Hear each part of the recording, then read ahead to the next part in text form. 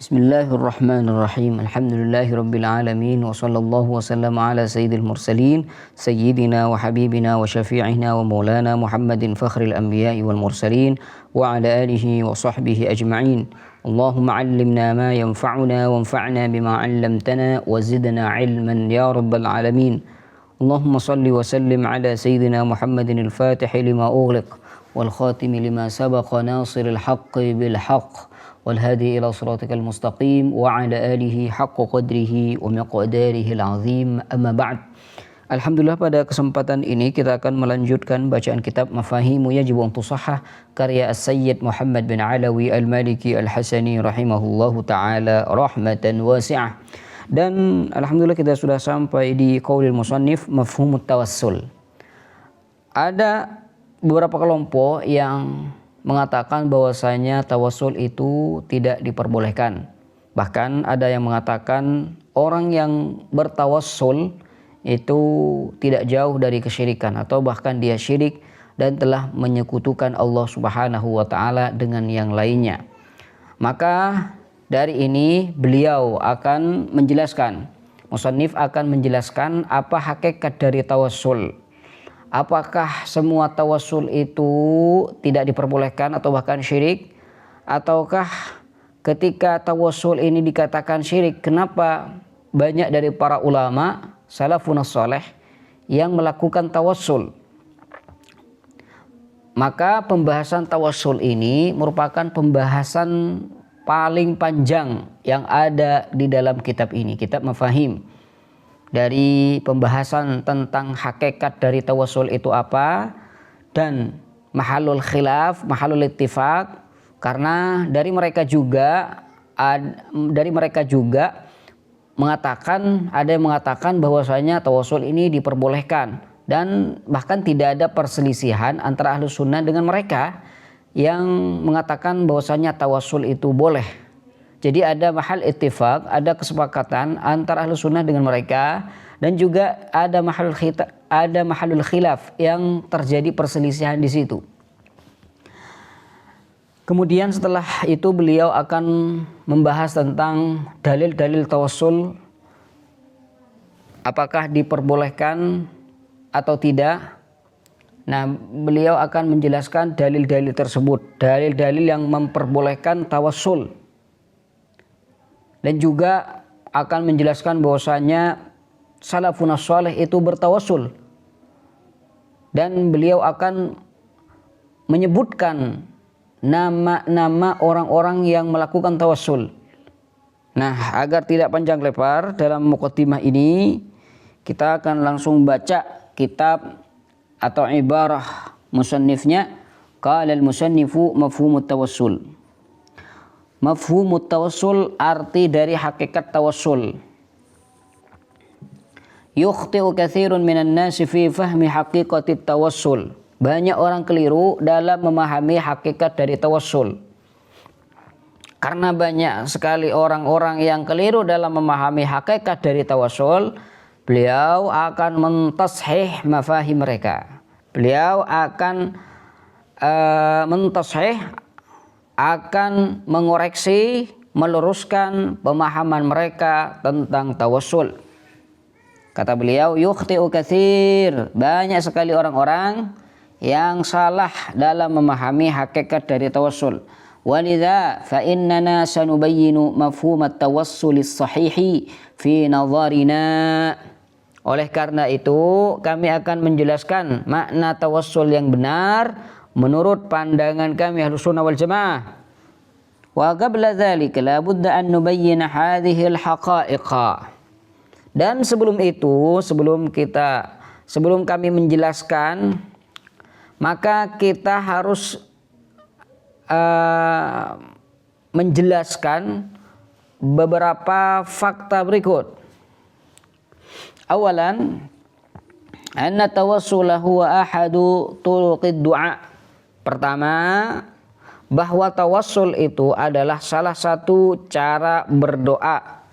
Wa babun min abwabit tawajjuhi ilallahi subhanahu wa ta'ala. Dan tawassul itu termasuk salah satu bentuk mendekatkan diri kepada Allah Subhanahu wa taala. Fal maqsudul asliyul haqiqi al-haqiqi huwa Allah Subhanahu wa taala. Jadi tawassul itu tujuan utamanya adalah Allah Subhanahu wa taala. Al-aslul haqiqi, tujuan utama dan hakiki adalah Allah Subhanahu wa taala. Ini hakikah yang pertama yang harus kita tegaskan. Wal mutawassalu bihi innama huwa wasitatun wa wasilatun littaqarrubi ila Allah Subhanahu wa ta'ala. Dan tawassul itu merupakan sesuatu yang dijadikan perantara. Dalam tawassul hanyalah sarana atau wasitah untuk mendekatkan diri kepada Allah Subhanahu wa taala. Wa man i'taqada wal mutawassil bihi innama huwa wasitatun wa wasilatun litaqarrubi ila Allah Subhanahu wa taala. Wa man i'taqada ghaira dzalika faqad asyrak. Dan barang siapa yang meyakini selain itu, meyakini bahwasanya yang dijadikan perantara tersebut itu bisa berpengaruh, bisa memberikan mudarat atau manfaat, maka sungguh ia telah melakukan kesyirikan. Nah, ini merupakan kesyirikan yang jelas. Jadi perlu dipahami fakta ini bahwasanya ketika Ahlus Sunnah wal Jamaah mengatakan tawassul itu diperbolehkan, yang pertama yang harus diyakini bahwasanya tawassul itu adalah turuk doa, cara berdoa, cara mendekatkan diri pada Allah Subhanahu wa taala. Dan ketika kita ini bertawassul, kita tidak meyakini pengaruh atau apa sifat yang dimiliki oleh Allah Subhanahu wa taala ada pada diri wasitoh tersebut. Ya, karena kalau meyakini bahwasanya wasitoh itu berpengaruh dengan sendirinya, maka dia telah berbuat kesyirikan. Ini fakta yang pertama yang harus dijelaskan. Kemudian yang kedua, sanian annal mutawassilu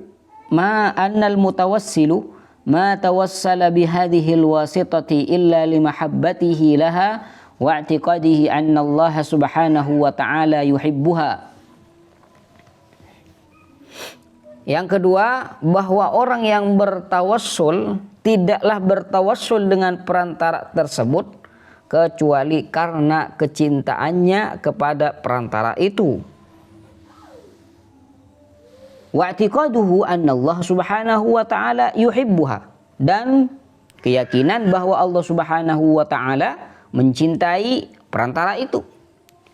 Walau dhahara khilafu dzalika lakana ab'adan nasi 'anha wa asyaddan nasi karahatan laha. Dan seandainya tampak bahwa Allah Subhanahu wa ta'ala tidak mencintainya, niscaya dia akan menjadi orang yang paling menjauh dan paling membenci perantara tersebut. Ketika kita bertawassul pada Rasulullah Shallallahu Alaihi Wasallam, menjadikan Rasulullah sebagai perantara tidak lain karena kita ini cinta pada Rasulullah Shallallahu Alaihi Wasallam dan meyakini bahwasanya Allah Subhanahu Wa Taala mencintai Rasulullah Shallallahu Alaihi Wasallam. Karena kalau kita tidak meyakini perantara seperti itu, lau dhahara khilafu dzalik lakan ab'adan nas, maka kita tidak pernah mendengar orang bertawassul dengan orang yang mencuri. Allahumma inni atawassalu ilaika bisarikin, enggak ada. Kami bertawassul pada Engkau ya Allah dengan pencuri itu, misalkan. Tidak ada. Kenapa? Karena kita tidak mencintai orang itu. Kita tidak mencintai wasitah itu. Tentunya karena Allah juga tidak mencintai, tidak suka pekerjaan orang itu. Nah, seperti itu fakta yang kedua yang harus kita jelaskan.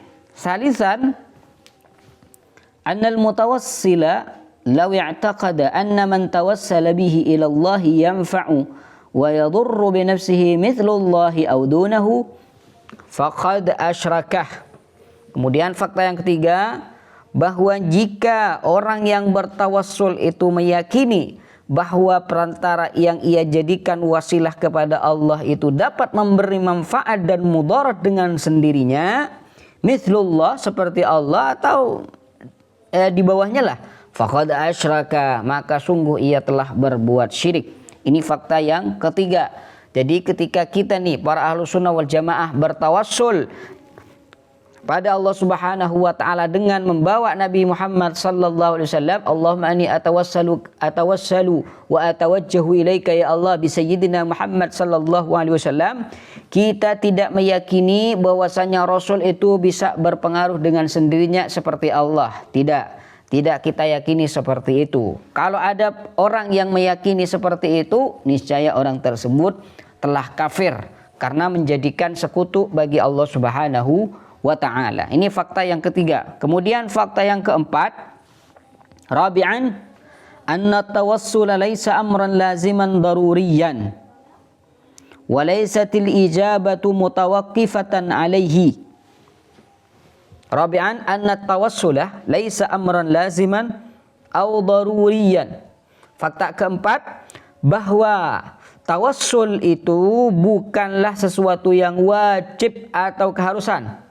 Jadi tidak wajib tawassul itu. Ini fakta yang harus kita jelaskan juga. Karena seorang itu bisa langsung tidak menggunakan tawassul ketika berdoa. Ya Allah aghithni, ya Allah urzuqni. Tidak usah mengatakan, artinya tidak wajib mengatakan dalam doanya Allahumma inni atawassalu ilaika bi sayyidina Muhammad sallallahu alaihi wasallam antarzuqani. Tidak wajib. Karena bisa langsung minta langsung pada Allah Subhanahu wa ta'ala. Ini fakta yang keempat. Walaysatil ijabatu mutawaqqifatan alaihi. Dan terkabulnya doa itu tidak tergantung padanya. Artinya kalau tidak tawassul maka tidak akan dikabul. Nah, ini tidak. Bal al-aslu du'aullahi ta'ala mutlaqan. Karena yang pokok adalah berdoa langsung kepada Allah Subhanahu wa ta'ala secara mutlak seperti itu. Kama qala ta'ala, wa idza sa'alaka 'ibadi 'anni fa inni qarib. Fa inni qarib. Apabila hamba-hambaku bertanya, meminta kepadaku. Idza sa'alaka 'ibadi. Apabila hamba-hambaku bertanya kepadamu, sa'alaka, tentang aku ani, maka jawablah Muhammad, fa inni qarib. Sungguhnya aku itu dekat. Jadi tidak perlu ada wasilah, seakan-akan seperti itu.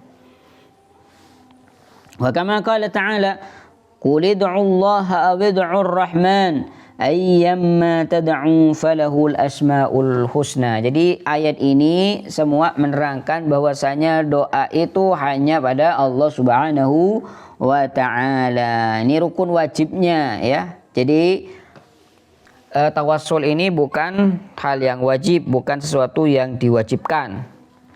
Antum mau tawassul, mau tidak tawassul terserah. Yang penting doanya kepada Allah, bukan doa ke setan.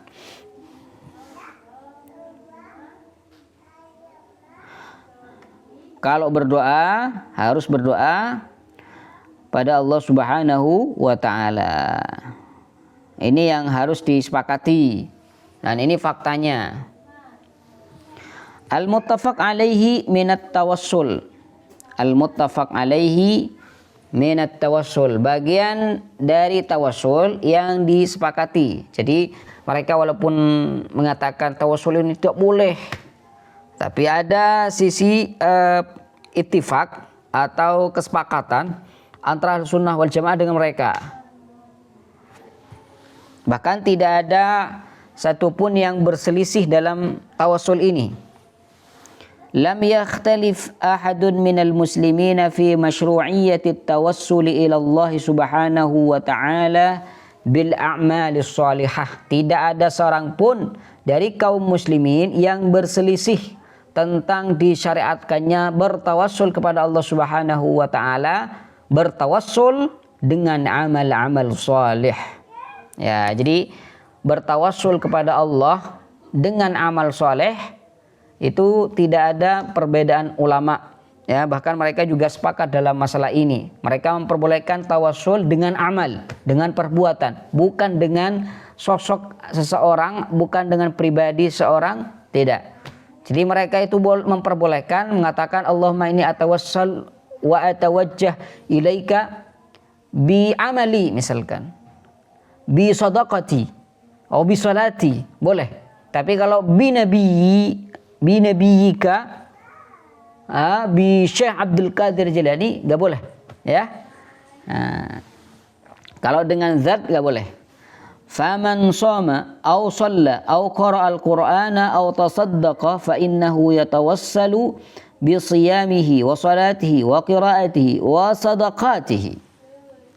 Kata beliau, maka barang siapa yang berpuasa, sholat, membaca Al-Quran atau bersedekah, kemudian dia bertawassul atau dia boleh bertawassul dengan puasanya, bertawassul dengan sholatnya, dengan bacaannya, dan juga dengan sedekahnya. Ya Allah, saya telah bersedekah, maka dengan sedekah tersebut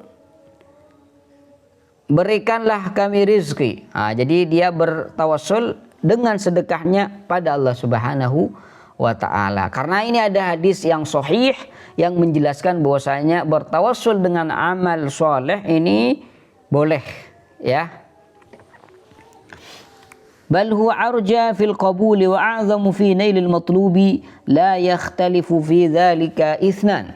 Bahkan itu lebih diharapkan untuk diterima dan lebih besar kemungkinannya untuk mencapai apa yang diminta kalau bertawassul dengan amal. Dan tidak ada dua orang pun di sini yang berselisih dalam hal ini. Jadi semuanya itu sepakat bahwasanya tawassul macam ini itu boleh. Bertawassul dengan amal soleh itu hukumnya boleh. Dalilnya apa? Dalilnya adalah hadis. Waddalilu ala hadza haditsus tsalatsati alladzina intabaqa alaihimul ghar. Dalil dari hal ini akan diperbolehkannya bertawassul dengan amal soleh adalah hadis tentang 3 orang yang terjebak di dalam gua. Jadi ada 3 orang yang ketika itu masuk ke dalam gua, kemudian mereka itu terjebak karena ada batu besar yang menghalangi pintu dari gua tersebut, sehingga mereka tidak bisa keluar dari dalam gua tersebut. Akhirnya apa yang terjadi? Fatawassala ahaduhum ilallahi bibirrihi liwalidayhi.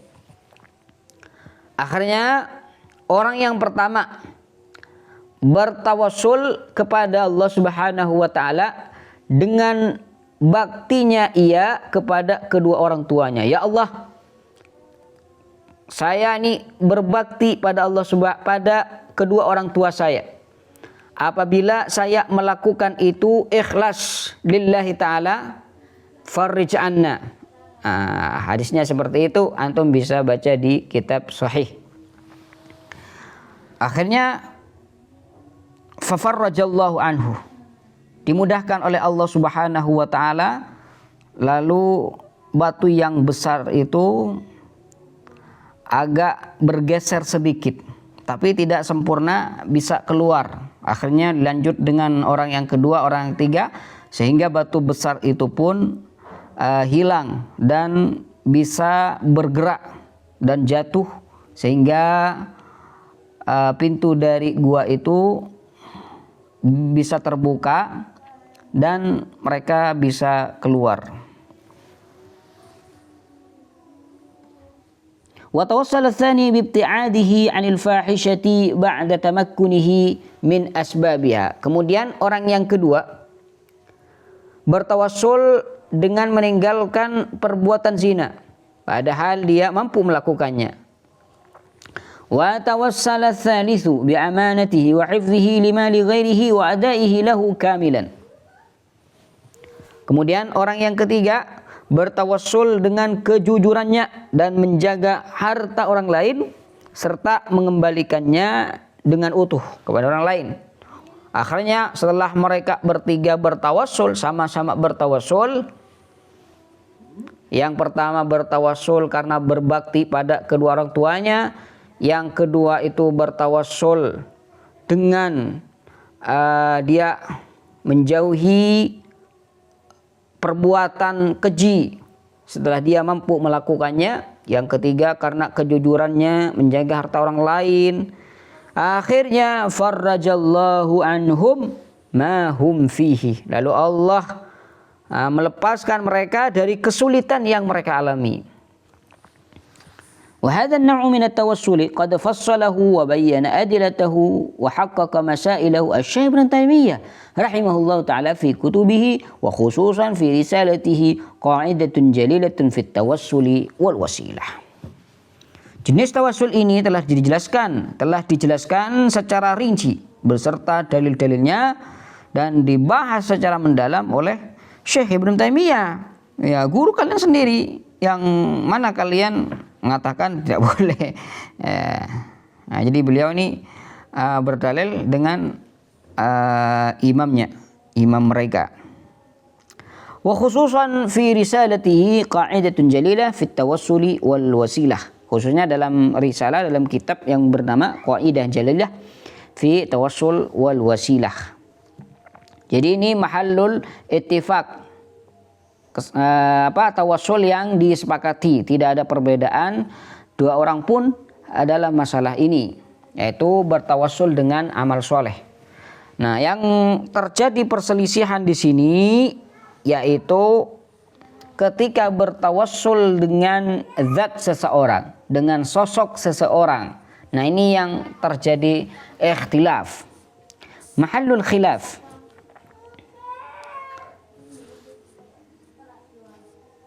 Wa mahallul khilaf, yang ada di sini mahallul khilaf wa mahallul khilafi fil mas'alah fi mas'alati tawassul huwa at-tawassulu bi ghairi amalil mutawassil. Bighairi amalil mutawassil. Adapun letak perbedaan ulama dalam masalah tawassul adalah pada tawassul dengan sesuatu selain amal, selain perbuatan, selain amal baik orang yang bertawassul. Kat tawassuli bidzawati wal ashkhas, seperti bertawassul dengan zat atau pribadi dengan mengatakan bi ayyaqul Allahumma inni atawassalu ilaika bi nabiyyika Muhammadin sallallahu alaihi wasallam. Ya Allah, saya bertawassul padamu dengan Nabi Muhammad sallallahu alaihi wasallam. Ini yang terjadi perbedaan ulama. Adapun bertawassul dengan amal, dengan perbuatan baik, nah, ini tidak ada ikhtilaf. Ya, ikhtilaf hanya ada di tawassul bizawat. Au atawassalu ilaika bi Abi Bakrin As-Siddiq. Saya bertawassul padamu ya Allah dengan Abu Bakar.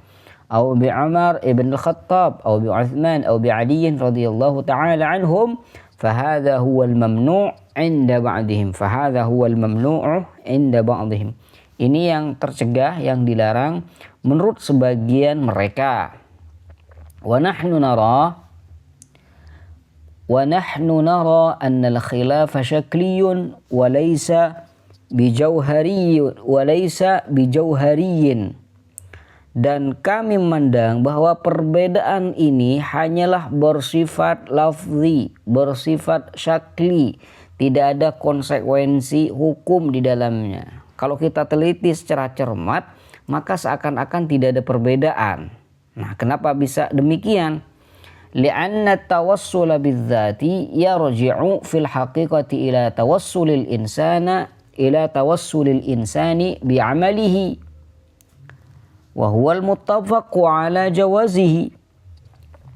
Dan kalau kami memandang tadi nara annal khilafa syakli wa laysa bijauh, li'anna tawassula, karena tawassul dengan zat seseorang itu pada hakikatnya kembali kepada tawassul seseorang dengan amal baik, ya, dengan amal baiknya sendiri. Dan ini merupakan hal yang disepakati akan kebolehannya. Tadi telah disepakati bahwasanya apabila seseorang itu bertawassul dengan amal baiknya, maka itu hukumnya boleh dan itu merupakan kesepakatan.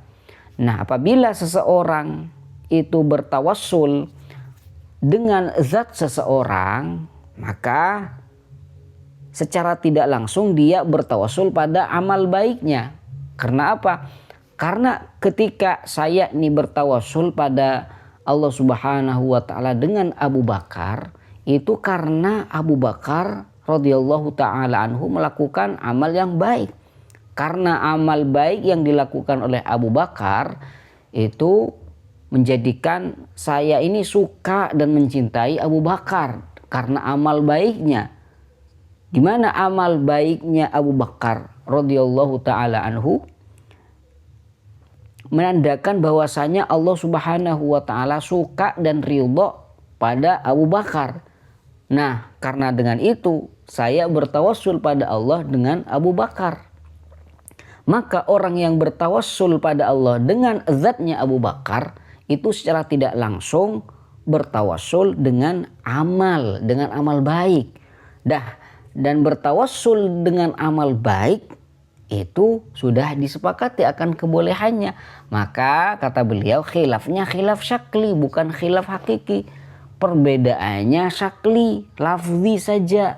Ya, tidak ada konsekuensi hukum di baliknya. Walau nazara al-mani'ul muta'annitu fil mas'alati bi'ainil basirati lan jala lahu al-amru wan halla al-ishkalu wa zalatil fitnatu allati waqa'a bisababiha man waqa'a fa hakama 'ala al-muslimina bisyirki wad-dhalal. Walau nazara al-mani'ul muta'annitu fil mas'alah bi'ainil basirah, seandainya orang yang keras kepala itu mandang.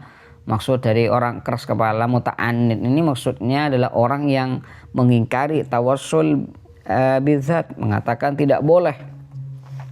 Kalau orang tersebut itu mandang masalah ini dengan pandangan yang jernih, lan jalalahul amru wan halla al-ishkal, maka perkara ini akan menjadi jelas bagi orang tersebut. Wan halal iskal, kejanggalan pun akan hilang. Wazalatil fitnah allati waqa'a bisababiha man waqa' fa hakama al muslimina bisyirki wa dhalal, dan hilang fitnah itu akan menjadi hilang, fitnah yang menyebabkan sebagian orang terjerumus di dalamnya lalu menghukumi kaum muslimin dengan syirik dan sesat karena mereka telah bertawassul. Nah, beliau akan memperjelas lagi masalah ini, kenapa orang ketika bertawassul dengan zat itu pada hakikatnya bertawassul dengan amal baik yang telah disepakati akan kebolehannya. Wa sa'ubayyinu, kata beliau, wa sa'ubayyinu kaifa annal mutawassila bi ghairihi huwa fil haqiqati mutawassilun bi amalihi al mansub ilaihi walladhi huwa min kasbihi faqul.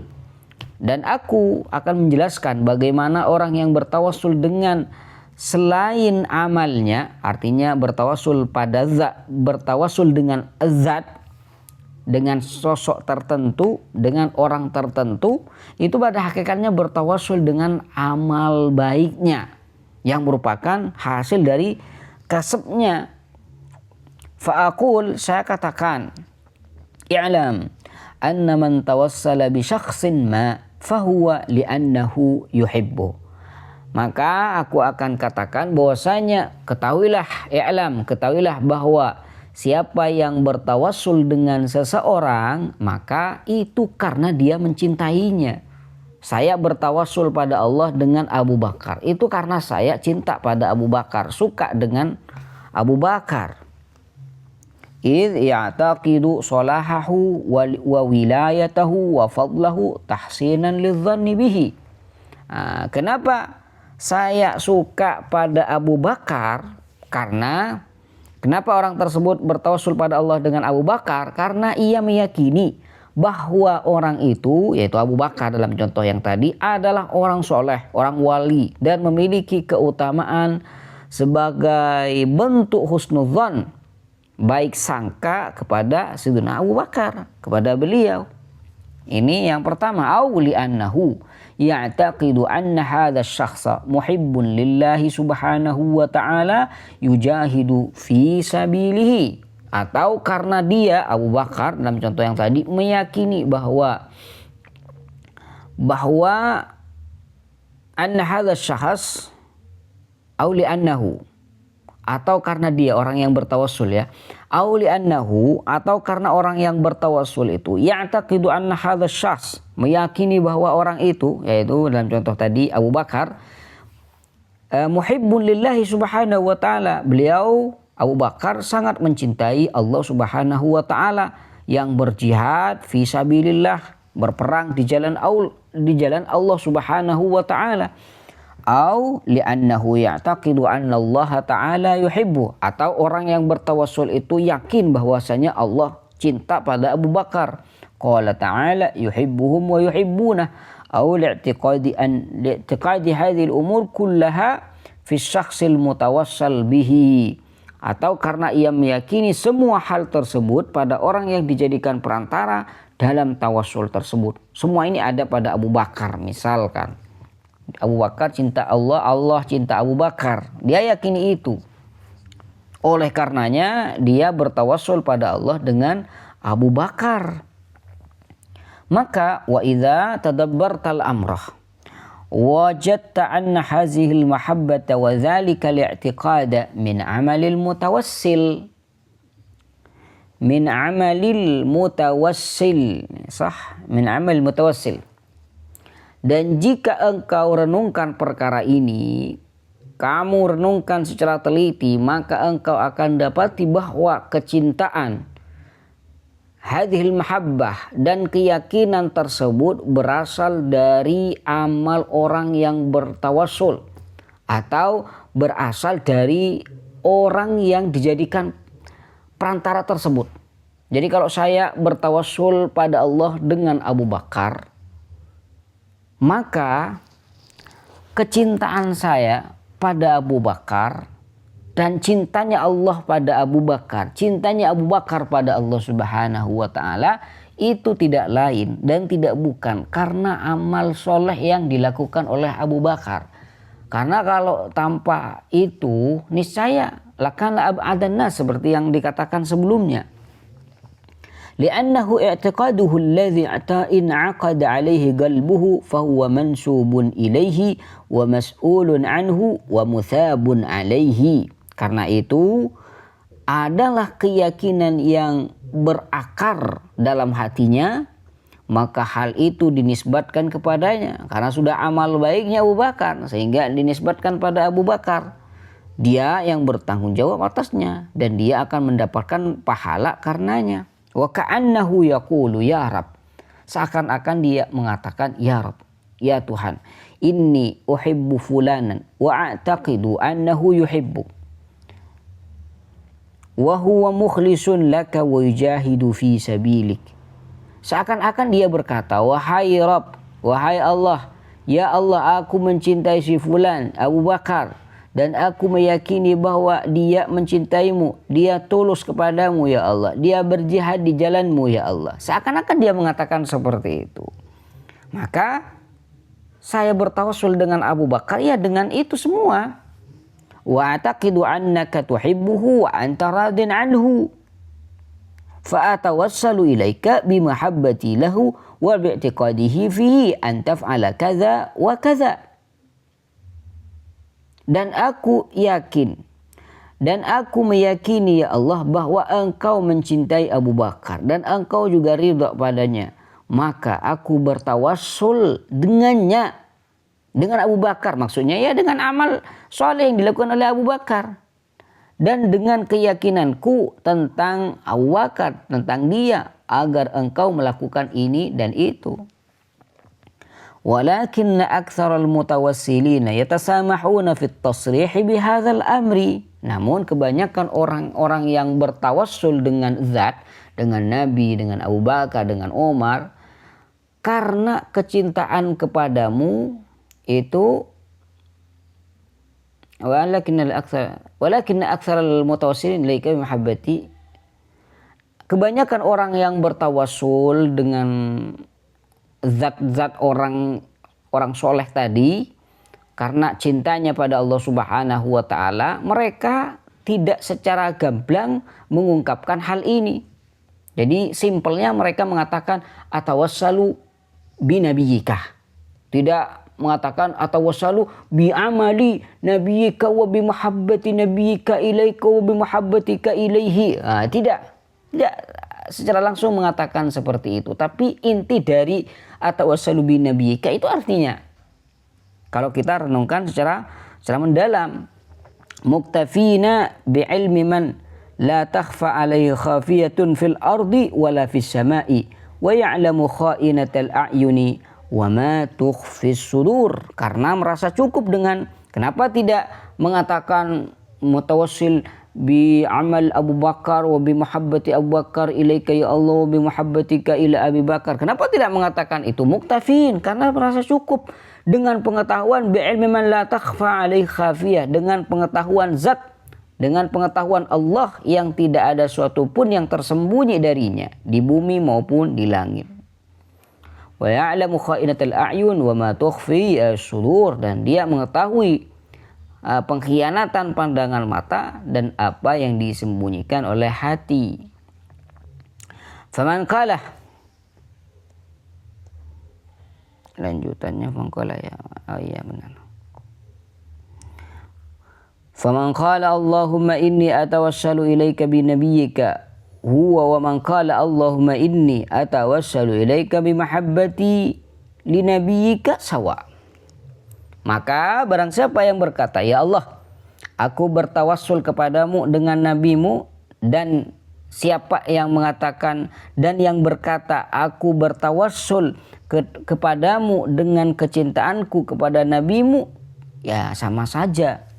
Atawassal bin nabi, atawassal bi mahabbati li nabiyyik, sama. Li'anna al-awwala ma aqdama ala hadha illa li mahabbatihi wa imanihi bi nabiyhi. Karena yang pertama itu tidak akan melakukan itu kecuali karena cintanya dan imannya kepada nabinya. Karena dia tidak mungkin mengatakan atawassalu ilaika bi nabiyyika kecuali kalau dia sudah cinta pada nabi. Walaula al-mahabbatu lahu wal imanu bihi ma tawassala bihi. Kalau tanpa karena cintanya dia, imannya dia pada nabi, dia tidak akan bertawassul dengan nabi. Wa hakadha yuqalu fi haqqi ghairihi min awliya'il ummah. Dan begitu juga bisa kita terapkan di wali-wali atau orang-orang wali yang lain. Ya, saya tidak akan bertawassul pada Allah dengan Abu Bakar kecuali saya cinta pada Abu Bakar. Gitu. Nah, maksud dari cintanya saya pada Abu Bakar, cinta karena Abu Bakar sudah melakukan amal-amal yang soleh yang diridhoi oleh Allah Subhanahu wa taala. Wa bihadza dhahara anna al-khilafa fil haqiqati syakliyun wa la yaqtadi hadha at-tafarruqa wal 'ida'a bil hukmi bil kufri 'ala al-mutawassilina wa ikhrajihim 'an dairatil Islam. Subhanaka hadza buhtanun 'azim. Wa bihadza dhahara anna al-khilafa fil haqiqati syakli. Dengan ini tampak bahwa perbedaan itu pada hakikatnya hanya syakli, tidak ada konsekuensi hukum yang berbeda. Nah, tadi dikatakan bahwasanya tawassul yang disepakati adalah tawassul dengan amal soleh. Yang terjadi perbedaan itu tawassul bidzat. Kemudian oleh beliau dijelaskan bahwasanya orang yang bertawassul dengan zat, dengan pribadi seseorang, itu hakikatnya bertawassul dengan amalnya. Karena dia tidak akan mengatakan zat tersebut kalau dia tidak melakukan amal-amal yang soleh. Wa hadza dhahara anna al-khilaf fil haqiqati syakli wa la yaqtadi hadha at-tafarruq wal idza bil hukm bil kufri 'ala al mutawassilin wa ikhrajihim 'an dairatil Islam, dan tidak sepatutnya menimbulkan perpecahan karena masalah tawassul, permusuhan karena tawassul hingga menghukumi, ada yang mengatakan oh yang tawassul ini kafir, yang bertawassul ini keluar dari agama Islam. Tidak perlu, ya tidak perlu itu semua. Subhanaka hadza buhtanun azim. La ilaha illallah.